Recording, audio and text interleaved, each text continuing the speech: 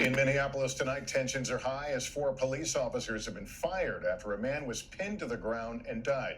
New charges against the 4 officers involved, one of them having his charge upgraded from 3rd to 2nd degree murder.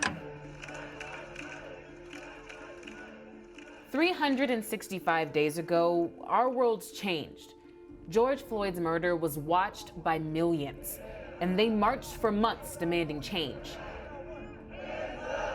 In Chicago, Houston, London, Berlin, it became a global movement for racial justice. But here in Minneapolis, where it happened, everything was magnified. We were going to like 2 or 3 protests a day. Significant riots, looting. We had an entire police station burned to the ground. The strategic thought to how do we deal with all of these systemic issues have been almost like a Rubik's Cube. One that America's been trying to solve for generations, but just can't seem to figure out.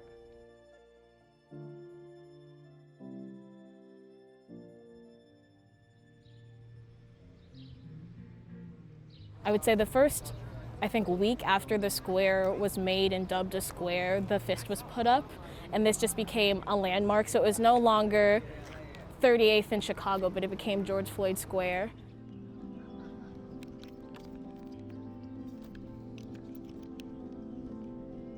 It wants to be a permanent spot.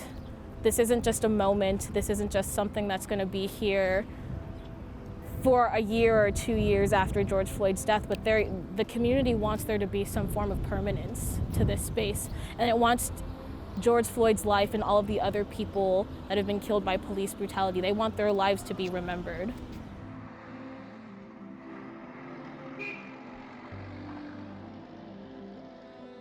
Before Reverend Al, before, so many other people talked about 2 pandemics. I made that statement on May 26th in a press conference that we have 2 pandemics and America's got its knee on our neck. And I declared that we would pass a resolution declaring racism as a public emergency. And we did that.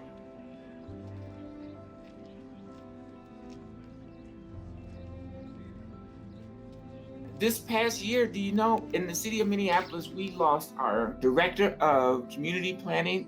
We lost our director of civil rights. We lost our city assessor. We had our city attorney get a new job. We lost about 200 police officers. Our budgets were being completely decimated by the coronavirus. For people to expect the whole world to have changed in 1 year is completely unrealistic. But there has been progress in the city. Since Floyd's death, Minneapolis officers are banned from using chokeholds. They're required to keep body cameras on during inter-police conversations. There are new limits on no-knock warrants. And in December of 2020, the city council reallocated $8 million from the policing budget to social and community services. But the initiative that could have had the biggest impact didn't come to fruition. It would have changed the city's charter that requires a police department.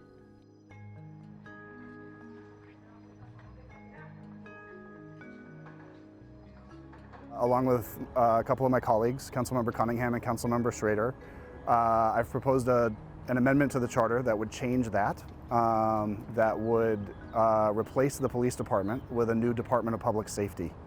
That is not constrained in the same way. So instead of saying you're going to have police, the charter is now going to say you're going to have a department that is responsible for public safety, and it can use a broad array of approaches to address that issue.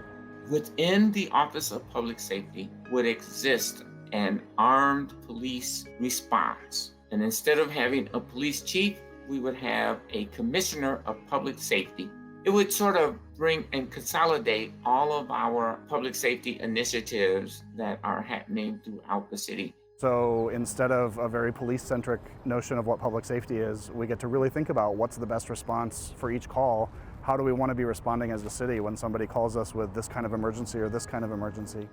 In addition to the council, Yes for Minneapolis, a grassroots organization, has been working on a people's petition to change the city's charter. They needed 20,000 signatures to get the initiative on the ballot, and they got them. Our mission is to educate and advocate for alternative safety strategies within the municipal context.